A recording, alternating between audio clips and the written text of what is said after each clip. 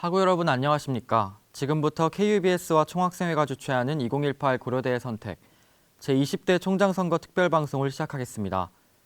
저는 사회를 맡은 고려대학교 교육방송국 보도부장 유승민입니다.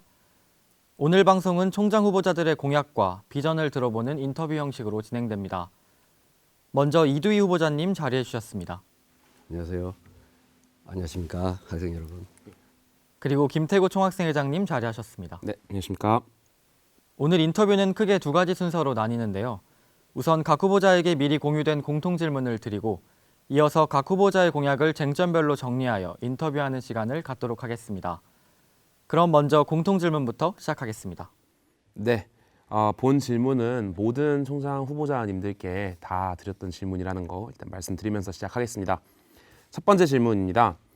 이번 총장 선거에 출마하시면서 어떠한 기조를 가지고 출마하셨는지 궁금합니다. 예, 우선 이 자리를 만들어주신 KUBS와 학생에게 정말 감사드립니다. 이거야말로 소통의 자리 아니겠습니까? 그래서 고맙게 생각하고요. 오늘 좋은 대화가 됐으면 참 좋겠습니다. 지금 세계는 전인미답의 속도로 변화하고 있습니다. 이런 변화 속에서 그 세계의 대학 시스템이 굉장한 위기에 봉착하고 있습니다. 세상은 빨리 변하고 있는데 그게 대학의 교육관에 괴리가 발생하는 것이죠. 그래서 다양한 대체 교육들도 발생하고 있습니다. 우리나라만 해도 배우고 싶은데 배울 곳이 없다라는 슬로건을 가지고 창업한 기업도 있습니다. 그래서 이런 것이 그 대학의 본연의 기능을 다 못하게 되는 그런 현상들이 나타나는 것이죠. 거기에다가 한국의 대학은 재정 위기라는 또 굉장히 어려움을 동시에 안고 있습니다. 그래서 한국의 대학, 특히 사립대학은 실로 위기라고 할 수 있습니다. 저는 이런 그 대학의 시대적 어려움을 고대다움이라는 뉴 패러다임 대학 모형을 제시해서 극복하고자 합니다. 교육구국의 고대 정신은 이제 민족과 국가를 위한 정신을 넘어서서 세계와 인류를 위하는 교육구세의 정신으로 성화되어야 된다고 생각을 합니다. 그러기 위해서는 따뜻한 인성을 바탕으로 하는 자랑스러운 고대, 그리고 세상을 더 행복하게 하기 위해서 함께하는 고대, 그리고 뜨거운 야성으로 움직이는 고대, 그리고 새로운 길을 개척해 나가는 앞서가는 고대를 만들어야 되겠습니다. 그래서 이런 고대다운 고려대학교는 살아있는 집단지성의 모범이 되고 또 민족의 자랑일 뿐만 아니라 인류의 희망이 되어야 할 것입니다. 이 역사적 대장정에 고대생 여러분이 행복한 동행을 해 주실 것을 제가 정중히 초청해 드립니다. 네, 답변 감사드립니다. 두 번째 질문 바로 이어가 보도록 하겠습니다. 총장 선거를 준비하시면서 학우들, 그러니까 서울 캠퍼스, 세종 캠퍼스, 또 일반 대학원의 학생들을 위한 대표적인 공약이 있다면 무엇일지 질문드립니다. 예, 교육 수요자인 학생을 중심으로 고려대학교 교육을 혁신하겠습니다. 저는 마케팅 전공 교수입니다. 마케팅의 핵심은 수요자 중심으로 모든 의사결정을 하는 것입니다. 그것을 29년간 강의해 왔습니다. 만약에 제가 총장이 된다면 실천에 옮겨야 되지 않겠습니까? 그래서 교육 수요자의 핵심인 학생들의 수요, 교육적 수요를 충족시키는 그런 교육을 하고, 그러기 위해서 학생들과 소통하면서 의사결정을 내리려고 합니다. 그 중에 몇 가지를 말씀을 드리겠습니다. 우선 대화가 돼야 되니까 고대다움 소통위원회를 설치하겠습니다. 그래서 거기에 학생 그리고 다른 모든 구성원들이 정기적으로 소통하면서 교육적 니즈가 무엇인지 그런 것들을 상의하고 또 논의하는 장을 만들겠습니다. 그리고 그것을 반영하겠습니다. 그리고 시대 변화에 따라서 교육 프로그램을 혁신하겠습니다. 예를 들어서 그동안에 좀 저평가되었던 교육과 봉사 이런 부분도 강화해야 된다고 생각을 합니다. 그리고 지금 커리큘럼이 시대의 변화에 따라서 또 변모도 해야 됩니다. 그래서 예를 들면은 제가 지금 한국경영학회 회장으로 봉사하고 있습니다. 한국경영학회에서 지난 1년 동안 한 것 중에 하나가 한국경영학의 위기 그리고 한국경영교육대혁신위원회를 구축을 해서 논의하고 연구를 했습니다. 경영학마저도 지금 사회 변화를 따라잡지 못하는 그런 위기에 봉착해 있다는 것이 정설입니다. 그래서 그 결과를 여기 나와 있는 바와 같이 경영교육 뉴 패러다임이라는 책으로 최근에 발간이 되었습니다. 여기 내용을 보면 세상 변화에 따르는 경영학 교육 니즈가 무엇인지 그리고 그것을 위해서 어떤 과목을 만들어야 되는지 어떤 방식으로 교육을 해야 되는지 다른 전공과 어떻게 협력해야 되는지 이런 것들이 22명의 교수님의 예지를 담아서 집필이 되어 있습니다. 제가 이 소개드리는 이유는 경영학마저도 이런 문제에 봉착하고 또 혁신을 하려고 노력하고 있습니다. 그래서 사실은 여기에 경영 아닌 다른 전공을 넣는다 해도 저는 굉장히 비슷하리라고 생각이 됩니다. 그래서 저는 이 교육이 이 변화에 맞춰서 교육적 수요에 맞춰서 프로그램이나 방법론을 변경해 가야 된다라고 생각을 합니다. 그리고 세 번째는 장학금의 지급액과 종류를 더욱더 다양화하겠습니다. 그리고 또 기숙사가 부족합니다. 그래서 인재들이 마음 편하게 와서 공부할 수 있는 그런 여건을 만들겠습니다. 그리고 또 TNT 프로그램을 하겠습니다. Tutor and Tuty 프로그램인데요. 학생 중에는 고학년이거나 월등히 공부를 잘하는 학생이 있고 또 여러 가지 어려운 학생이 있을 수 있습니다.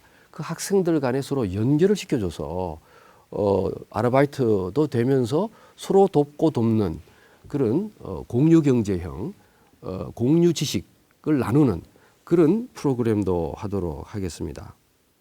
학생 복지도 지속적으로 개선하겠습니다.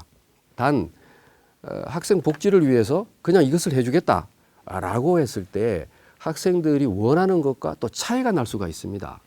그래서 그런 것을 없애기 위해서는 학생회 또 일반 학생들과 소통을 통해서 과연 진짜 원하는 것이 무엇인지를 논의하고 그렇게 해서 집행하도록 하겠습니다. 예를 들어서 중앙광장 열람실에 보면 환기가 잘 안 된다든지 최근에 좌석수가 줄고 해서 또 그런 문제도 있고 또 책상도 노후화되어 있습니다. 또 과학도서관 같은 경우에는 열람실 시설 좌석수가 매우 부족한 걸로 알고 있습니다. 그런 것들도 다 개혁하도록 하겠습니다. 네, 답변 감사드립니다. 네, 다음 질문 이어가겠습니다. 총장 후보자로 출마하게 된 계기가 있으시다면 어떤 게 있으실지 답변 부탁드리겠습니다. 예, 대학이라는 것은 인간 본연을 생각하고 연구하고 논의하고 또 거기에 따르는 거대 담론이 나와서 인류의 생각과 사상과 사고를 앞서가야 되는 것입니다. 그런데 불행하게도 근자에는 대학이 그러한 시대 선도적 기능을 잘 못하고 있는 거 아닌가라는 자성을 하게 됩니다. 하물며 비전문 기구로부터 평가를 받는 수준에 이르게 되었습니다. 이런 것들은 대학 스스로가 자성해야 할 뿐만 아니라 대학이 앞으로 어떻게 가야 할지를 우리 스스로 생각하게 만드는 그런 중요한 요인이라고 하겠습니다. 그런 측면에서 볼 때 우리 고려대학교는 굉장한 정신을 가지고 있습니다. 고종께서 고려대학교를 창립하셨을 때 나라를 구하기 위해서 우리 학교가 개교가 되었습니다. 그러한 교육 구국의 정신, 그것은 그야말로 사회공헌의 정신이 아니겠습니까? 흔히 지금 요새 이야기하는 우리가 하는 작은 사회 봉사의 수준이 아니라 정말 큰 사회 공헌의 정신이 되겠습니다. 그리고 그 큰 사회 공헌의 정신은 우리 역사 면면이 매우 어렵고 중요한 순간마다 고려대학교가 그 자리에서 해결책과 행동으로 보여줬습니다. 그래서 대한민국의 국민들이 고려대학교를 존경해 하고 있지 않겠습니까? 그런데 오늘날 우리 고려대학교는 어떤 역할을 하고 있는가? 우리 스스로 한번 돌이켜볼 필요가 있습니다. 물론 열심히 하고 있습니다. 그러나 과거에 우리 고려대학교의 성각들께서 하셨던 거대한 공헌, 그런 것들이 우리 무엇을 하고 있나? 그래서 저는 이런 거대한 고려대학교 정신이 약화된 것은 아닌가, 이렇게 우려를 하고 있습니다. 그래서 제가 만약에 총장이 된다면 이런 사회 공헌의 고대 정신을 살리고 어떻게 하면 사회 공헌을 할 수 있을 것인지, 고대다운 사회 공헌은 무엇인지, 이런 것들을 연구하고 교육하고 또 담론화하도록 하겠습니다. 그런데 아무리 좋은 정신이 있으면 뭐 하겠습니까? 현실은 재정이 부족하면 할 수가 없는 것입니다.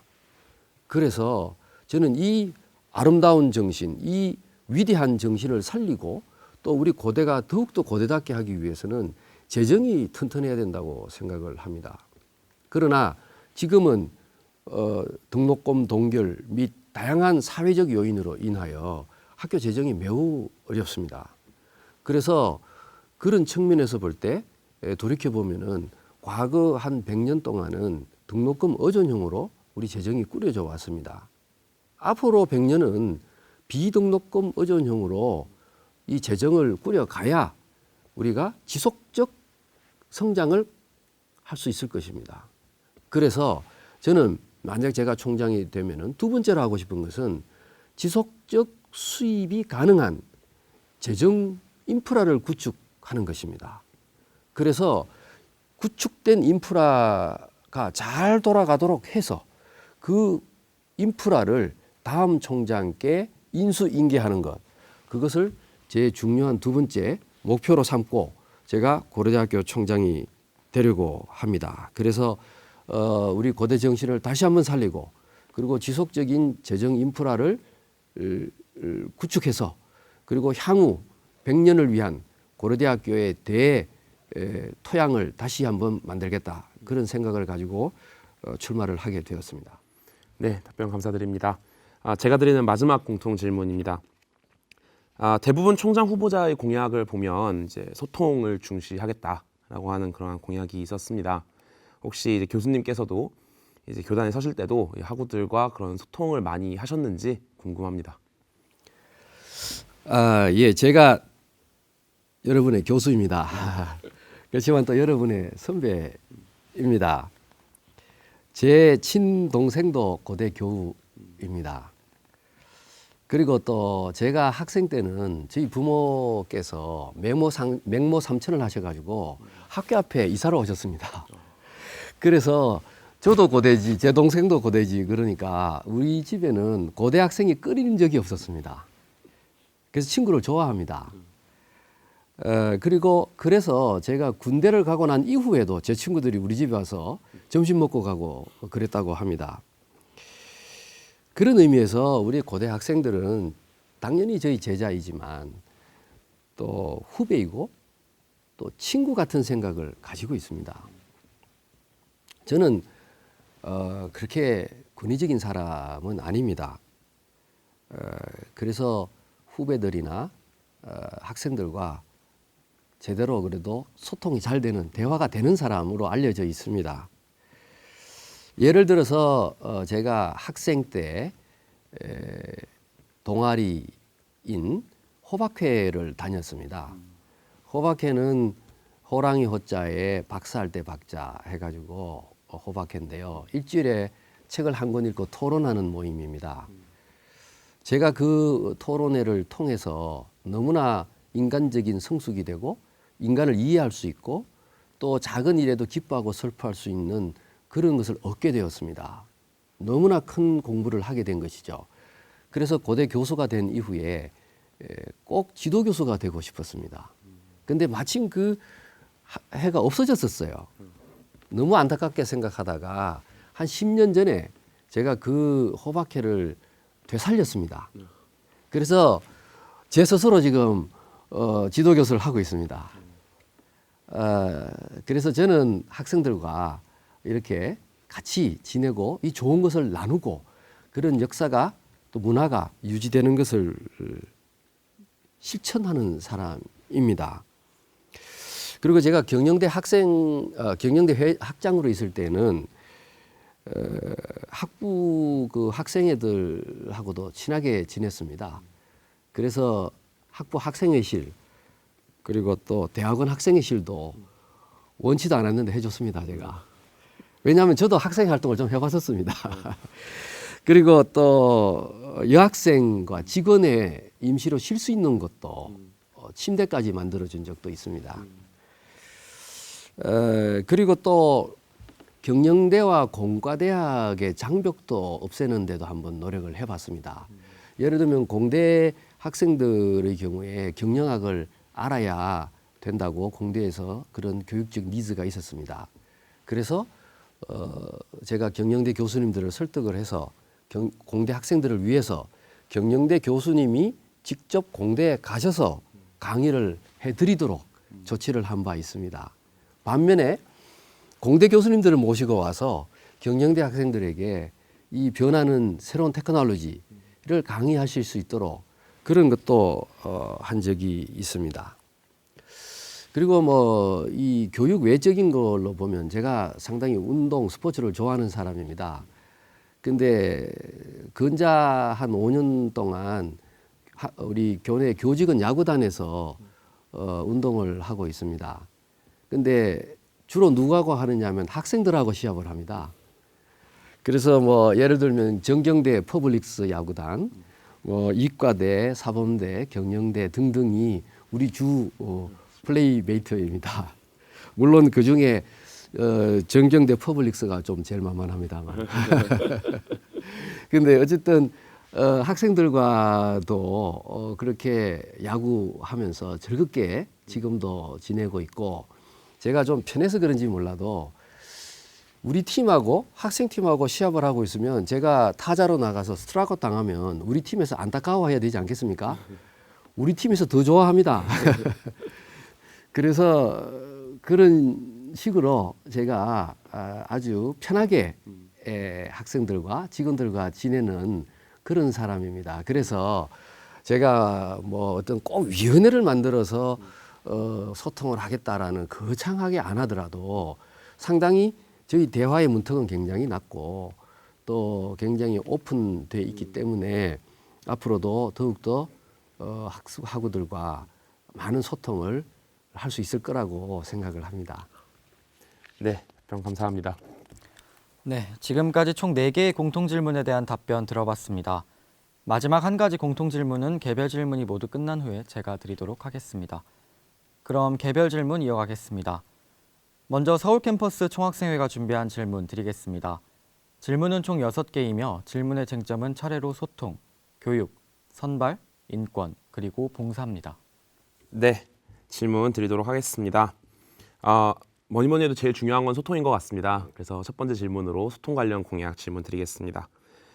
고대다움 소통위원회, 학생, 교직원, 본부가 정기적인 만남의 장을 가질 수 있는 소통위원회를 설치하여 함께 문제를 고민하고 또 해결해 나갈 수 있게 하겠다는 공약이 있습니다. 이에 대한 구체적인 계획을 설명해 주시기를 부탁드리겠습니다. 예, 우리가 소통이라는 단어를 많이 쓰고 있습니다. 근데 소통이 되려고 하면 소위 쌍방향 대화를 해야 되는 거 아니겠습니까? 한쪽만 계속 이야기하면 소통이 아닌 것이죠. 제가 강의하고 있는 인터넷 마케팅이라는 과목이 있습니다. 그 중에 하나 부분이 쌍방향 커뮤니케이션이 있습니다. 그래서 그 쌍방향 커뮤니케이션의 중요성을 누구보다도 저는 잘 알고 있습니다. 그리고 아까도 말씀드렸듯이 호박회 어릴 때부터 다니면서 토론이라는 것은 말도 해야 되지만 듣기도 해야 되는 거 아닙니까? 그러한 그것이 몸에 상당히 배어 있는 사람입니다. 그래서 고대 다음 소통위원회를 만들게 되면 그러한 정신에 입각해서 고대 다음이란 일단 무엇인가, 우리가 어떤 가치를 추구해야 되는가, 또 어떤 행동을 해야 되는가, 또 시대 변화에 따른 고대 다음은 어떻게 변화해야 되는가, 이러한 주제를 놓고 우리가 많은 논의를 해야 될 것입니다. 그리고 거기에는 교수, 직원, 학생, 교우, 본부 이런 모든 분들이 다 주역으로 참여를 해서 그 꾸밈 없이 소탈한 그런 대화가 될 수 있도록 하고, 그러다 보면은 우리가 어떤 방향으로 갈지, 또 어떤 소주제로 갈지, 또 어떤 것을 어떻게 개선할지, 이런 얘기들이 나올 수 있을 거라고 생각을 합니다. 그래서 그런 것들을 정기적으로 모임을 통해서 개선하고 듣고 또 발전시키도록 하겠습니다. 그리고 제가 미시간 주립대학교에서 박사를 했습니다. 그때 제가 한국 학생회장을 한 적이 있습니다. 그때 말씀을 좀 드리는 게 도움이 혹시 될지 모르겠습니다. 유학생들이 많으니까 자녀들이 많아서 한글 교육을 시켜야 되었습니다. 근데 한글 교육에 여러 가지 어려움이 있었습니다. 그래서 제가 당시 한글 교육을 맡고 있었던 한국인 교회의 대표들, 불교 학생회 대표, 교민 대표, 그리고 또 학생들, 학부모들을 한꺼번에 다 모셔놓고 회의를 한 적이 있습니다. 그래서 그런 소통을 하고 솔직하게 이야기를 한 결과 한국 학생회가 한마음 한글학교라는 것을 만들기로 만장일치로 결정한 바 있습니다. 그래서 그 한글학교가 교육부에 등록도 돼 있고 그리고 지금까지도 잘 되는 것으로 알고 있습니다. 그것을 만약에 제가 한글학교가 필요하다고 해서 그냥 오늘부터 만드는 것을 혼자 추진을 했다면 여러 가지 어려움에 봉착하고 아마 어려워서 추진이 안 됐을지도 모릅니다. 그러나 저는 그러한 것을 모두 모여서 열린 마음으로 대화를 하니까 그런 것을 이루어냈고, 교회에서는 한글학교를 하지 않고 성경학교로 완전히 바꾸게 되면서 전체적으로 우리 커뮤니티에서 아주 좋은 결과를 가져왔고, 그 결과로 미시간 주립대학교 신문, 우리 같으면 고대신문 같은 것인데 거기서 일면에 우리 한글학교를 소개한 적도 있습니다. 그래서 소통의 중요성은 그런 것이라고 보고요. 그래서 그러한 경험과 그러한 생각으로 이 고대다음 소통위원회를 만들어서 운영하겠습니다. 네. 이런 식으로 소통을 할 수 있는 좀 정해진 창구가 있다는 것은 참으로 좀 긍정적인 일인 것 같습니다. 네, 두 번째 질문으로 넘어가겠습니다. 교육 관련 공약 질문입니다. 수강 신청 시스템을 획기적으로 개선하여 수강 신청 편의성을 높이겠다는 공약이 있습니다. 이에 대한 구체적인 설명 부탁드리겠습니다. 예, 제가 학생들한테 좀 물어봤어요. 물어봤는데 자기가 원하는 과목을 수강하려면 손가락이 무척 빨라야 된다고 하더라고요. 컴퓨터 그 램도 좋아야 되고, 그래서 광클릭 해야 된다고 하대요. 지금 이 시대가 언젠데 손가락 속도로 수강 신청을 해서 되겠습니까? 저는 그거 아니라고 생각합니다. 그래서 이런 수강 신청 방법을 획기적으로 개선해서 이런 불합리한 것을 없애도록 하겠습니다. 이것도 학생회와 또 다른 일반 학생들과 상의를 해서 어떤 방식이 가장 좋은지를 논의해야 되겠죠. 그런데 이제 제 경험을 보면은 제가 경영대학 원장을 할 시절에 MBA도 유사한 문제가 있었습니다. 그래서 MBA 수강 신청 때에는 일종의 마일리지 같은 시스템을 도입을 해서 해결을 하고 우리가 프로그램을 짜가지고 운영을 하고 있습니다. 지금도 그게 잘 되고 있습니다. 제가 꼭 그것을 도입하자는 뜻이 아니라 그러한 성공 사례도 있고 또 다른 학교도 있을 수 있고 외국에 또 좋은 사례가 있을 수 있지 않겠습니까? 그러면 여러 가지 방법을 놓고 학생회와 학생들과 상의를 해서 어느 것이 제일 좋은지 그런 것을 판단을 해서 도입을 하면은 아주 간단하지 않겠습니까? 저는 그렇게 하겠습니다. 뭐 이번에 또 예를 들으니까 수강시청 정정 기간을 뭐 컴퓨터 시설이 좋아졌기 때문에 한꺼번에 할 수 있다고 생각을 해서 했던 모양인데 네. 그게 또 소화가 잘 안 됐던 모양으로 알고 있습니다. 그것도 학생을 불편하기 위해서 학교가 그래 했겠습니까? 학생을 편리하게 하기 위해서 했겠죠. 그러나 하고 보니까 그런 문제가 발생했지 않습니까? 그러니까 그러한 문제를 줄이기 위해서는 사전에 실험도 해봐야 되고 테스트도 해봐야 되고 학생들과 상의도 해봐야 되고 그런 거 아니겠습니까? 그래서 그러한 점들을 잘 상의해서 제일 좋은 방법으로 최소한 손가락 속도 때문에 듣고 싶은 수강 과목을 수강 못하는 일이 없도록 그렇게 하겠습니다. 네, 알겠습니다. 뭐 특정 어떠한 뭐 제도를 도입한다라고 이렇게 딱 확정지어 말하기보다는 좀 더 논의를 통해서 좀 적합한 제도를 탐색해 나가는 그러한 식으로 공약을 이행해 나가겠다고 저는 이해를 한 것 같습니다. 참 긍정적인 것 같습니다. 네, 다음 교육 관련 공약 이어가도록 하겠습니다. 학부 저학년에게 데이터 사이언스 관련 과목을 적극 운영하겠다는 공약이 있습니다. 이에 대한 구체적인 설명 부탁드리겠습니다.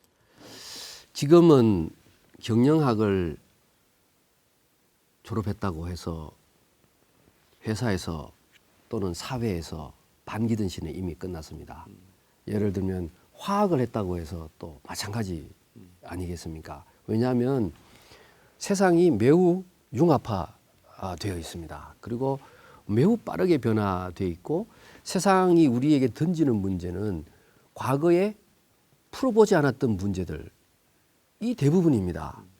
그런데 그 문제를 풀기 위해서 과거의 방식을 가지고 풀려니까 잘 안 되는 거 아니겠습니까? 그래서 지금 우리가 필요한 지식 그리고 예지, 지혜 이런 것들은 여러 가지 전공과 생각들이 창의적으로 합쳐진 어떤 지혜를 필요로 하는 것이 되겠습니다. 그런데 그렇게 하기 위해서 우리 학교의 과목들도 상당히 바꿔야 됩니다. 그런데 지금 수직적 체계로 되어 있는 학과에서 그 과목들을 한꺼번에 융합을 하거나 합치거나 하기는 굉장히 현실적으로 어려운 점이 많습니다. 그래서 제 생각은 수직적 사고에서 벗어나서 수평적 사고를 하는 것입니다. 그러면 예를 들면 빅데이터, 데이터 사이언스다. 그러면 빅데이터를 가르치고 싶거나 연구하고 싶은 교수님들이 많이 계십니다. 저도 SNS 데이터를 가지고 분석하는 사람 중에 한 사람이고요. 경영학이지만 또 컴퓨터 사이언스도 계시고 통계학에도 계시고 또 영문학에도 계실 수 있습니다. 그럼 그런 분들이 이렇게 옆으로 수평적으로 모여서 거기서 공동 연구도 하시고 거기서 커리큘럼을 짜실 수도 있는 것이죠. 매우 플렉시블한 그렇게 할 수가 있습니다. 그래서 어떤 학생이 예를 들어서 물리학과 학생이 빅데이터에 관심이 있다. 그럼 지금 어디 가서 뭘 배우겠습니까? 물어볼 데도 없습니다. 그러면 아까 그 조직, 제가 매트릭스 인스티튜트라고 가칭 이름을 붙였습니다만 그 매트릭스 인스티튜트에 가서 빅데이터를 공부하고 싶은데 뭘 하면 될까요? 하면 거기서 교수님들이 이런 과목을 통계과 가서는 이 과목을 듣고 이렇게 하면 좋겠다라는 걸 제안하실 수가 있겠죠. 그러면 학생이 그 수업을 듣고 그리고 거기에서는 일종의 스티피케트, 마이크로 디그리를 줄 수 있습니다.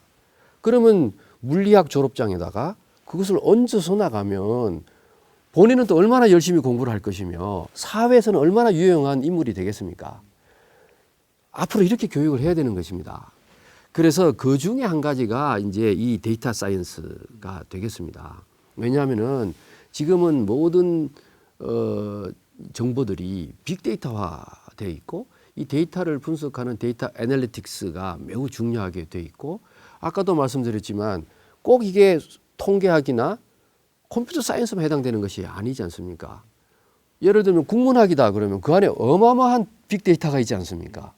문과대 학생이 필요한 겁니다.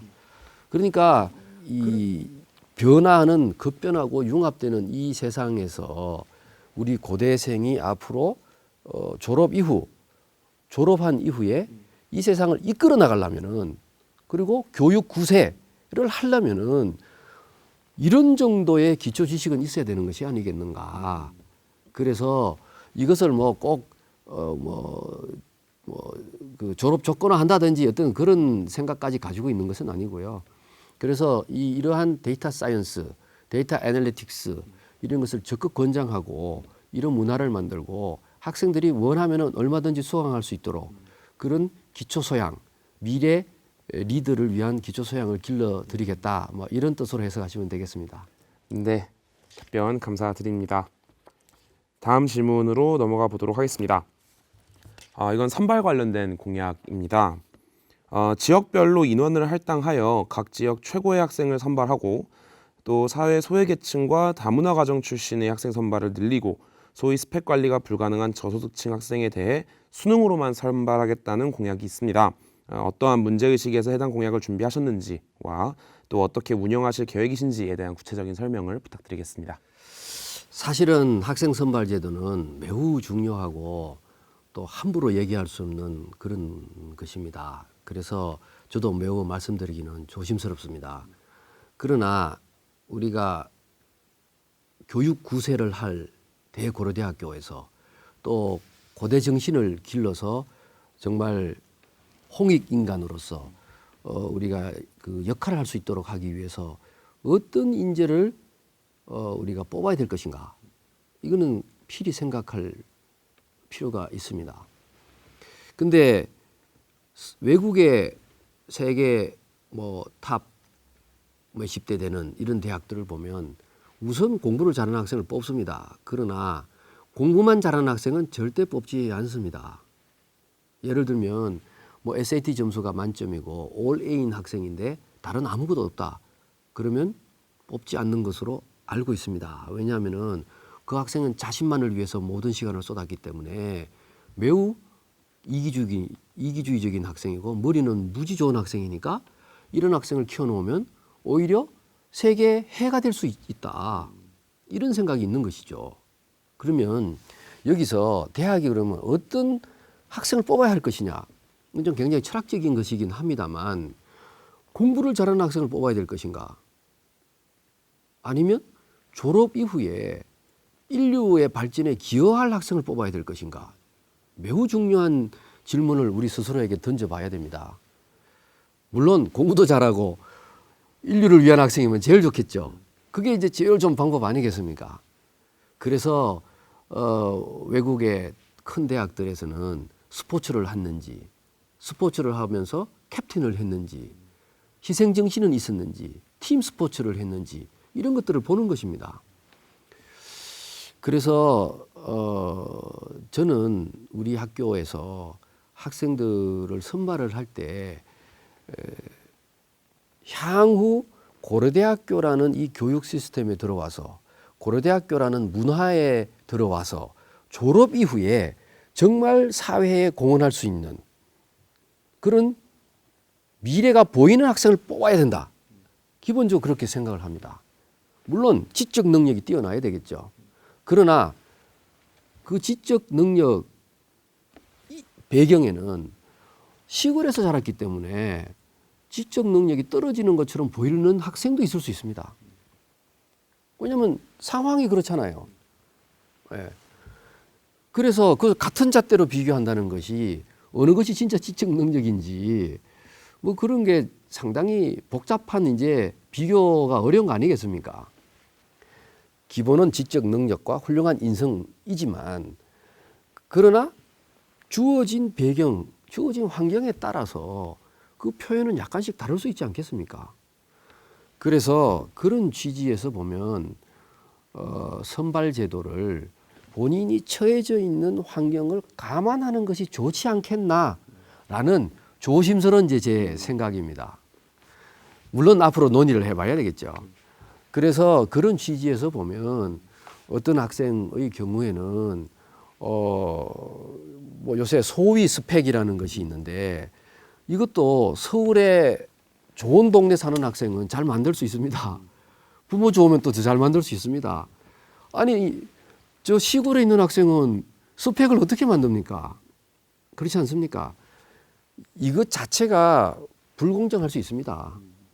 그래서 그러한 처해져 있는 입장에 우리가 고려해서 매우 공평한 그런 방법이 없겠는가를 고민하겠다. 뭐 이런 뜻으로 받아주시면 되겠습니다. 그리고 우리 고려대학교가 지금 대한민국에서 정말 매우 다양한 리더들과 매우 훌륭한 분들이 많이 배출이 됐는데요.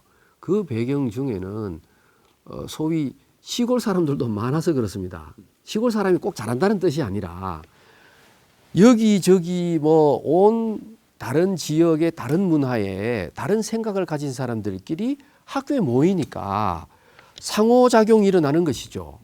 그래서 학생들끼리도 서로 배우고 그래서 인성도 발달하고 그래서 리더십도 발달하는 거 아니겠습니까? 그래서 학교가 국제화를 하는 이유도 마찬가지입니다. 외국 학생이 우리 학교에 몇 명 더 다닌다고 해서 뭐 좋은 점이 있습니까? 사진 찍기 좋은 거 아니지 않습니까? 외국 학생 우리 학교 다니면은 완전히 생각과 언어와 문화가 다른 학생과의 교류가 되기 때문에 우리 교육에 도움이 되는 것입니다. 그런 것처럼 우리 학교가 앞으로 훌륭한 교육을 하려면 매우 다양한 학생들이 우리 학교에 재학을 해야 됩니다. 뭐 그런 취지에서 이런 다양한 생각들을 고려해 볼 수 있다. 그러나 이런 최종 결정은 매우 신중하게 해야 되는 것이겠죠. 그것은 향후에 논의해서 결정하도록 하겠습니다. 네, 답변 감사드립니다. 다음 질문으로 넘어가 보도록 하겠습니다. 네, 인권 관련 공약 질문입니다. 학생의 인권 보호를 위한 제도와 또 관련 센터 운영 체계를 개선하겠다는 공약이 있습니다. 어떠한 문제의식에서 해당 공약을 준비하셨는지와 또 어떻게 운영하실 계획이신지에 대해서 답변 부탁드리겠습니다.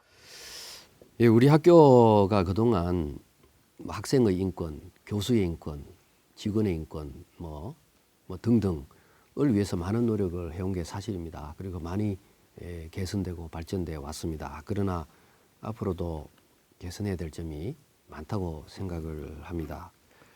이 인권도 고대 정신과 맞물려 있습니다. 인본주의 아니겠습니까? 지식이 있으면 뭐 하겠습니까? 지금은 단순한 지식이 필요한 게 아니라 인격적 지식이 필요합니다. 인격이 있는 지식. 그냥 지식만 있으면 그것은 그야말로 컴퓨터에 불과한 거 아니겠습니까?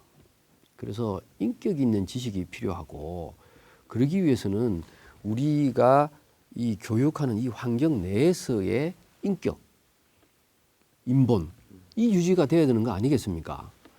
그리고 이 자체가 교육의 장 아니겠습니까? 그래서 우리 고려대학교에서 이러한 고대 정신, 인본주의 정신, 인격적 지식을 위해서 이런 학생 인권 보호는 너무나 당연하고 너무나 앞으로 더 개선을 해야 된다 이렇게 생각을 합니다. 그래서 교수와 학생의 입장에서 보면 학생이 약자이기 때문에 보호를 받아야 되고 피해가 돼서는 안 되겠죠. 그래서 이제 그런 것 많은 개선을 해야 될 것입니다. 그러나 돌이켜 또 보면요, 그 학생도 졸업하면 약자가 아니라 강자의 자리에 설 수 있지 않겠습니까? 그러면 그 학생도 졸업 이후에 약자를 배려하는 그런 인성을 갖추도록 해야 되지 않겠습니까? 그죠? 그게 고대 다음 아니겠습니까? 그래서 우리 학교의 이런 인권 보호 장치를 그런 취지에서 다시 한번 재조명하고 필요한 것이 무엇인지 그런 것에 대해서 많이 개선을 해야 되겠습니다. 예를 들면 뭐 인권센터, 성평등센터 등등이 이미 있지만 또 어떤 것을 구체적으로 개선할 수 있을지에 대해서는 좀 더 면밀히 검토를 하겠습니다. 네, 답변 감사드립니다. 마지막 질문입니다. 네, 마지막 질문은 이제 봉사 관련 질문인데요. 뭐 아마 지금까지 그 답변을 하시는 내내 이제 그 교육 구세라고 하는 또 봉사라고 하는 정신을 굉장히 좀 많이 강조해 주신 것 같습니다. 그래서 좀 의미 있는 질문이 아닐까 싶은데요. 사회적 책임 실천 교육을 강화한다는 측면에서 KUSR, Korea University Social Responsibility를 졸업 요건으로 신설하고 또 학생들이 6학기에 걸쳐 사회적 책임을 이행하는 프로그램을 만들겠다는 공약이 있습니다. 이에 대한 구체적인 설명을 부탁드리겠습니다. 예, 그래서 뭐 아까 말씀드린 것과 일맥상통하는 것으로 이해하시면 되겠는데요. 고려대학교가 고려대학교 다운 것은 고대 정신이 있어서 그런 거 아니겠습니까? 그러면 고대 정신의 핵심은 사회공헌인데 이러한 사회공헌이 몸에 익어야 되고 또 연습이 돼야 되는 거가 되겠습니다. 그래서 단순한 지식 전달의 교육을 넘어서서 몸에 이런 인성을 체득시키는 것이 매우 중요하다고 생각을 하고 있습니다. 그런 취지에서 학생들이 입학을 하면 나는 어떤 사회 공헌을 할 것인지 어떻게 고대 정신을 실천할 것인지 생각을 해보게 만들겠다. 우선 뭐 그런 취지가 깔려 있습니다. 그런데 그거를 혼자 하기 어려우니까 멘토와 함께 할 수 있도록 하겠다. 경영대학 같은 예를 들면 졸업생이 멘토가 되고요. 학생들 일부가 할당이 돼서 멘티로서 멘토 멘티 시스템이 있습니다. 그래서 아주 잘 진행이 되고 그래서 어떤 모 회사 회장님의 경우에는 매년 몇 명씩 멘티들이 있으니까 그 한 20년 누적되니까 굉장한 멘티들 그룹이 되잖아요. 지금은 다 장가가고 시집가서 애들 데리고 만나고 아주 그렇게 서로가 좋답니다. 그러면 우리 다양한 사회 공헌을 할 수 있는데 학교가 뭐 이것을 해라 이렇게 해가지고는 안 되는 거 아니겠습니까? 그죠? 그러니까 학생이 어떤 걸 하면 좋을지를 스스로 고민하고 또 멘토로부터 얘기도 듣고 그래서 스스로 자기 프로그램을 만들어 보고 또 그것을 6개월 또는 1년 이후에 또 설명도 해보고 수정도 해보고 그러면서 몸에 익히도록 하겠다는 기본 취지가 되겠습니다. 근데 그것이 여기 보면은 뭐 졸업 요건이라고 해서 굉장히 강력하게 쓰여 있는데 사실은 본래 의도와 다르게 좀 강력하게 언어 표현이 되어 있습니다. 그래서 뭐 이거 안 하면 졸업 못 한다 뭐 이런 뜻은 아니고요. 네. 그리고 순차적으로 하면서 아유 학생들이 너무 좋네 그러면 뭐 졸업 요건도 할 수 있겠죠. 뭐 어려운 것도 아니잖아요. 네. 그래서 뭐 그런 뜻으로 이해하시고요.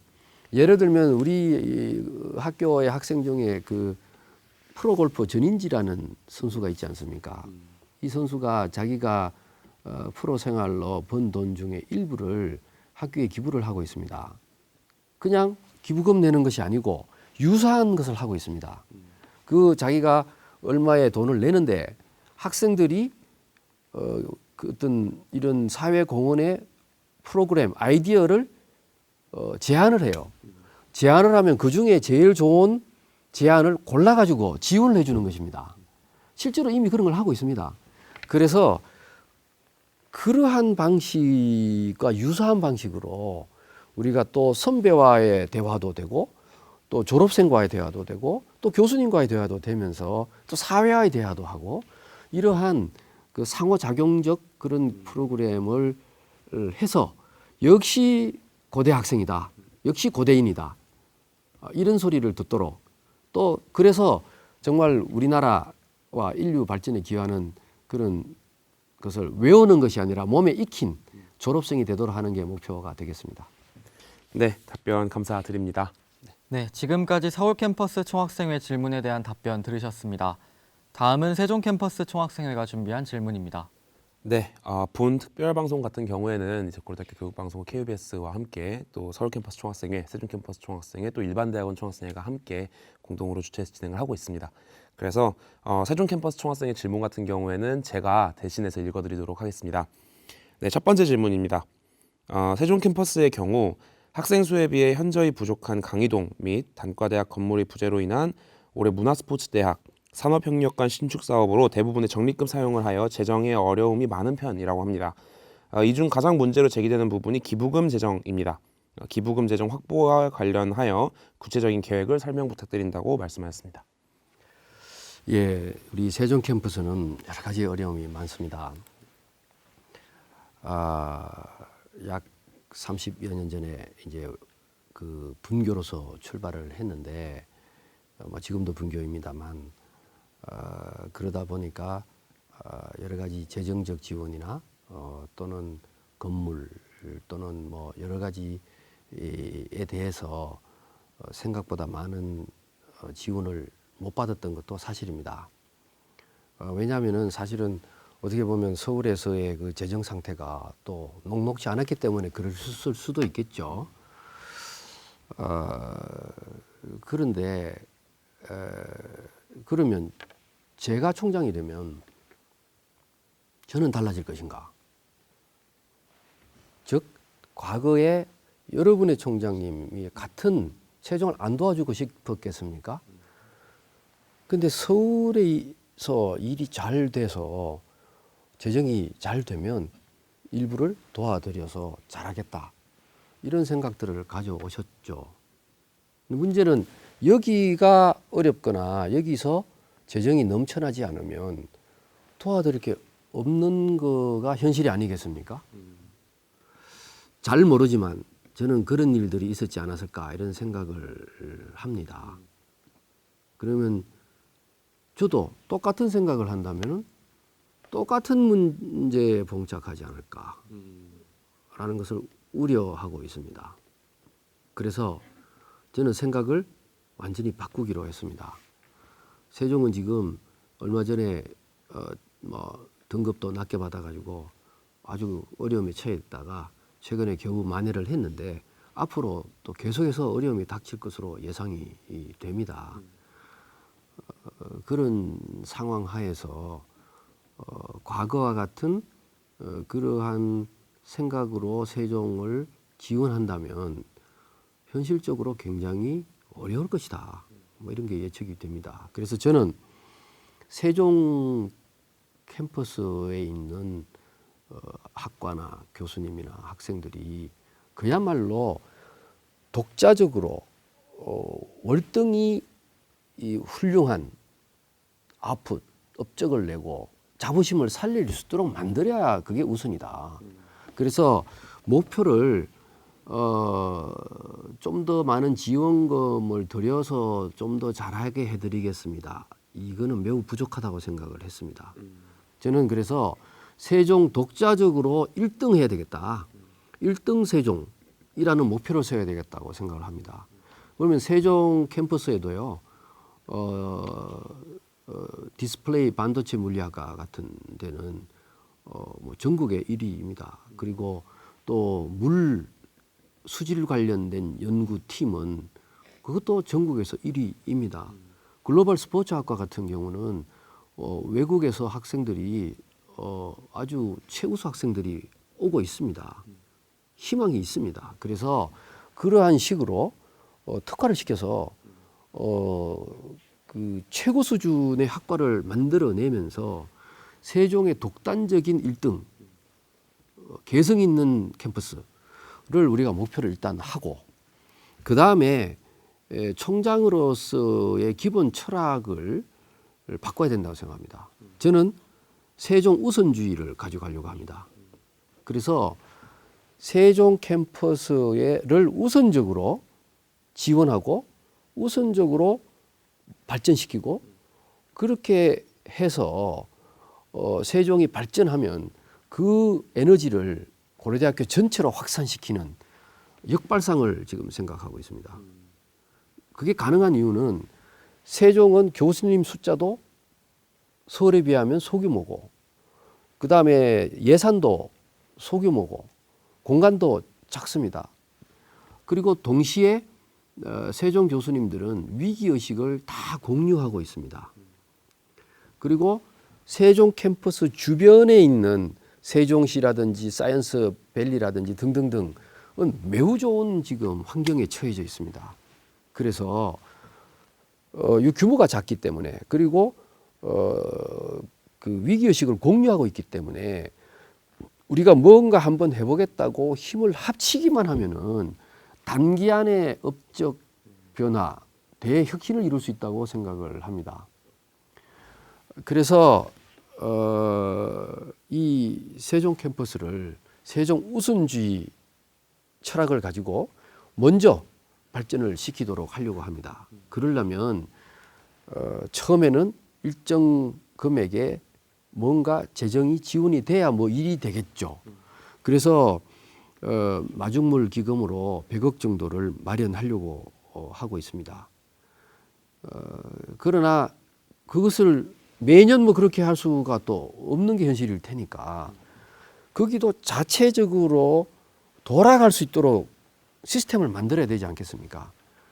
그래서 그 중에 하나가 이제 기부금인데 기부금은 세종부총장께서 어디 가서 모금하기가 굉장히 어려운 상황입니다. 대한민국 전체 상황이. 그렇다면 누가 나서야 되겠느냐?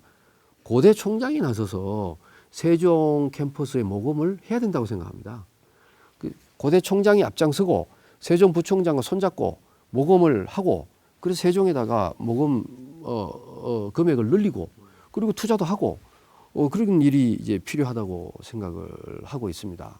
그리고 세종 캠퍼스에도 많은 외국인 학생을 유치를 한다든지 또 다양한 교육 프로그램을 한다든지 매우 훌륭한 사업을 한다든지 이런 것들이 가능합니다.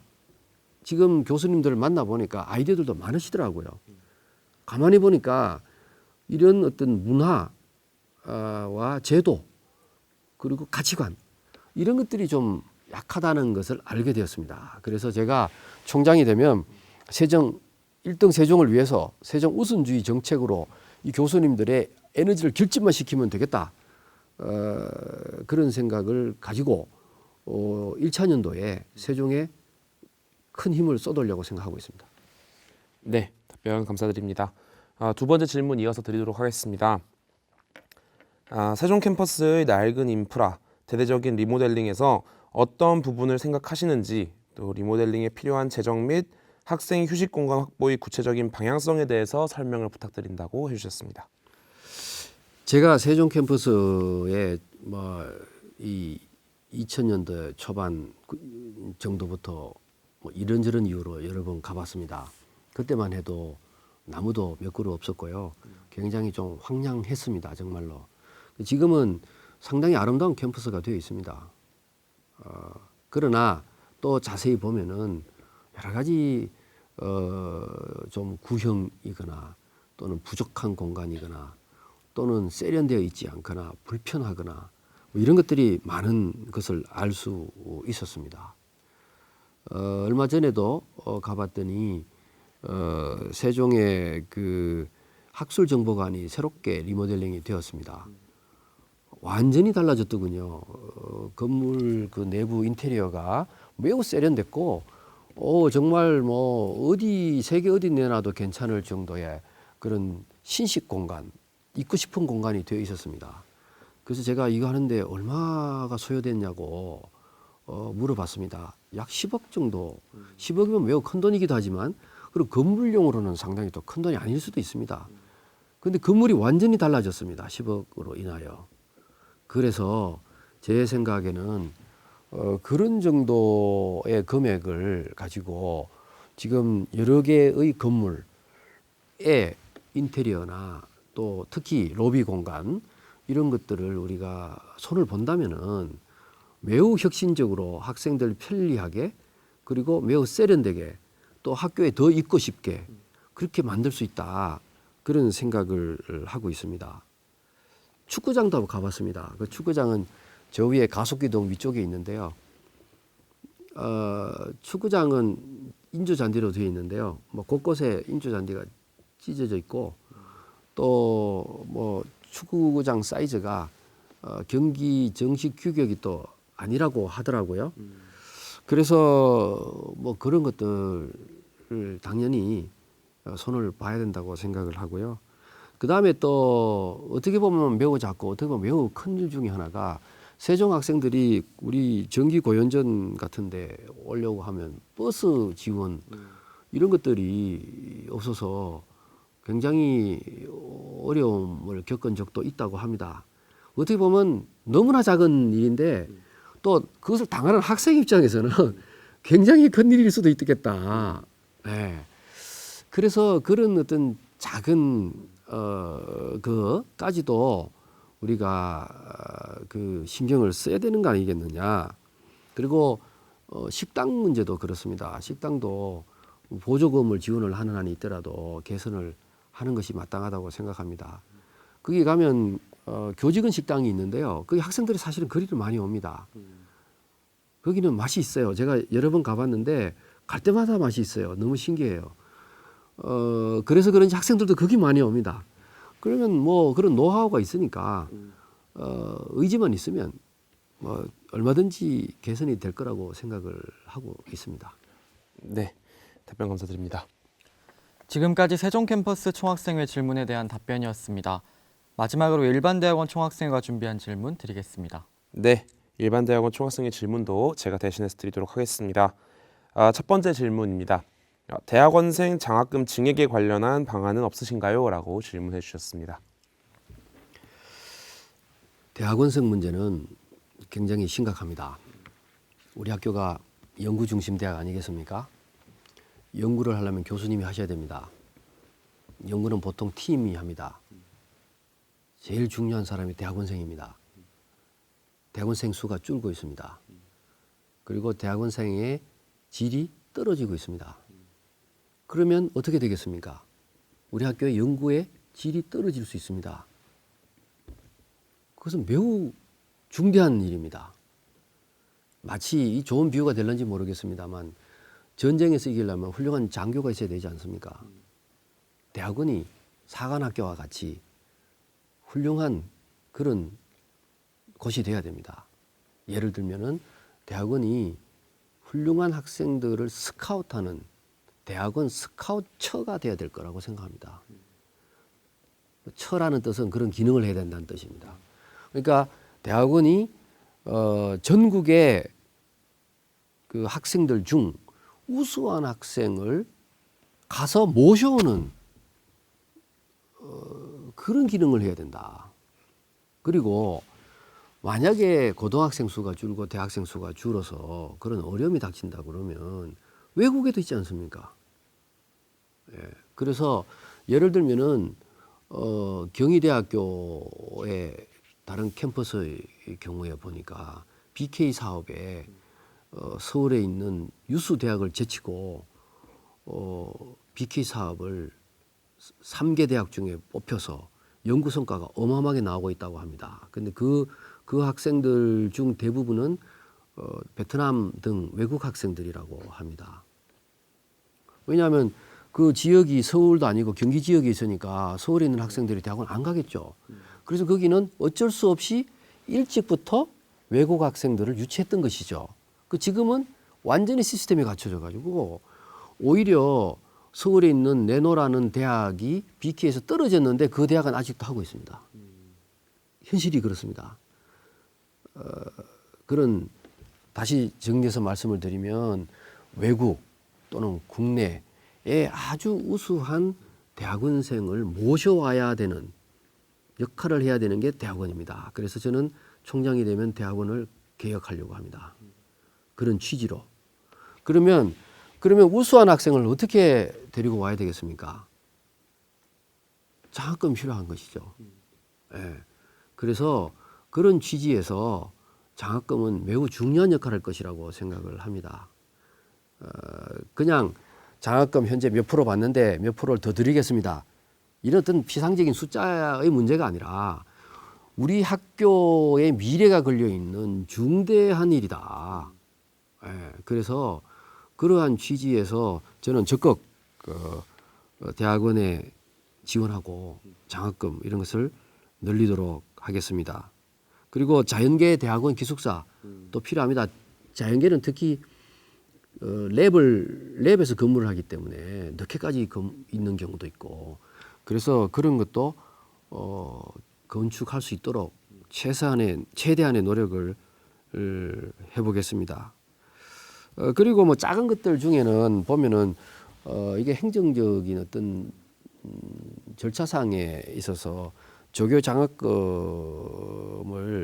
미리 감면해 주면 되는데 돈급을 냈다가 환불받는 이런 형식으로 하고 있는데 그게 현실적으로 완전히 불가능한 일인지 아닌지는 검토를 해봐야 되겠습니다만 뭐 미리 감면해 줄 수도 있지 않습니까, 그죠? 그래서 뭐 그러한 편리성이라든지 또 연구 능력이 탁월한 그런 박사과정 학생은 모교에서 연구 교수로 발탁을 한다든지 이런 길도 뚫어줘야 된다. 뭐 그런 생각을 가지고 있습니다. 그리고 또 뿐만 아니라 이 대학원생이 연구에 좀 더 집중할 수 있도록 그렇게 좀 보호를 해줘야 되지 않나 뭐 그런 생각을 하고 있습니다. 네, 답변 감사드립니다. 마지막 질문입니다. 강사법 시행과 관련하여 어떤 대책을 구상하고 계신가요? 라는 질문입니다. 강사법은 나라에서 정한 법이기 때문에 이제 지켜야 됩니다. 그리고 그 원래 취지가 강사들을 보호하고 위하기 위해서 만든 법입니다. 그러나 지금 여러 언론의 보도에서 나온 바에 의하면 오히려 도우려고 했던 것이 해가 되는 경우도 있다고 또 보도도 있습니다. 그래서 이러한 취지에서 학교가 아주 현명한 방법을 택해야 됩니다. 왜냐하면 학교 입장에서는 재정 부담이 엄청나게 늘어나서 안 그래도 초두에 말씀을 드렸습니다마는 사립대학은 지금 재정 문제가 심각하다 했는데 이것이 더 얹혀지니까 우리나라 사립대학들은 지금 아주 큰 어려움에 봉착했습니다. 동시에 강사들은 그럼 어디 가서 강의를 하겠습니까? 또 강사들은 또 강사대로 또 어렵습니다. 그래서 이런 측면이 상당히 어려운데 우리가 많은 다른 좋은 방법들을 강구를 해야 된다 하겠습니다. 우선 뭐 다른 학교에서 하고 있는 예를 하나 들면 꼭 그렇게 하겠다는 뜻은 아니지만 모 대학에서는 이미 어느 회사에 근무지가 있는 분을 겸임 교수로 모시는 방법을 하는 데도 있다고 합니다. 그러면 그 인건비가 적게 들겠죠. 그리고 학생들이 또 좋아한다 하더라고요. 왜냐하면 완전히 공부만 하는 교수님이 아닌 실무 있는 분들하고 얘기를 들으니까 그래서 학생들 만족도도 높다. 그리고 나중에 취업할 때도 도움이 된다. 뭐 이런 또 얘기가 있습니다. 그래서 뭐 그것도 단점도 있겠죠. 그럼 검토를 해보겠습니다. 해보는데 그러면은 대학원생의 문제도 또 닥칩니다. 그러면 대학원생이 박사과정을 했는데 그러면 다른 대학교에 가서 강사를 하든지 교수님이 돼야 되는데 강의 경력도 없이 어떻게 가서 할 수 있겠습니까? 현실적인 문제가 닥치는 거예요. 그래서 제 생각에는 우리 학교 박사과정이면 이런 교육 경험을 수련을 할 수 있는 과정을 줘야 되잖아요. 그래서 그러한 문제를 어떻게 현명하게 풀 수 있을까를 고민 중에 있습니다. 그런데 이제 그 중에 뭐 한 가지 그냥 생각 중에 하나는 미국의 대학처럼 어떤 큰 대형 강의가 있다 그러면 레시테이션 클래스라 그래서 소규모 클래스로 여러 개 나눠 가지고 박사과정들이 강의를 하는 것입니다. 저도 박사과정 때 그런 과목을 맡아서 장학금을 받고 다녔었습니다. 그래서 그러면은 그렇게 해서 강사 경험도 살리고 경력도 쌓아서 진출할 수 있도록 하는 뭐 이런 방법도 있지 않을까.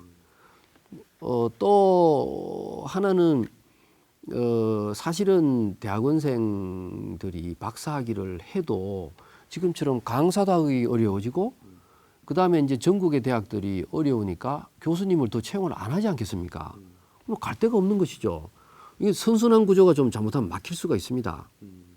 그러면 대학원 진학률이 낮아지겠죠. 그럼 아까 말씀드렸듯이 우리 학교 연구 누가 합니까? 이게 굉장히 진짜 어려운 문제입니다. 그래서 한 가지 또 방법 중에 하나는 외국에서 교수님이 되도록 도와드리는 방법도 있습니다.